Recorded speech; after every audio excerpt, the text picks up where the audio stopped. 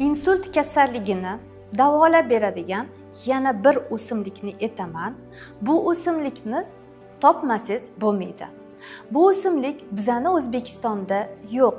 Bizani O'zbekistonda yetishtirilmaydi. Bu faqatgina topishingiz mumkin Moskva shahridan. Buni hozirgi kunda bemalol buyurtma asosida olib keltirsangiz bo'ladi. Buni oti Belaya amela.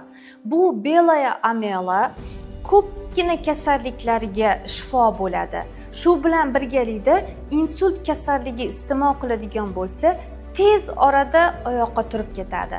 Chunki u hattoki nekrozni ham davolaydi. Shu bilan birga Belaya amelani damlab iste'mol qiladigan bo'lsangiz, ularda qayta gipertoniya kasalligi ham bo'lmaydi. Ya'ni davleniya, qon bosimlari umuman ko'tarilmaydi.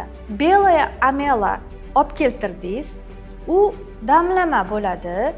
Damlab 3 mahaldan och qoringa iste'mol qildirasiz. 3 mahal iste'mol qilayotgan vaqtlarida o'ziz natijalariga guvoh bo'lasiz.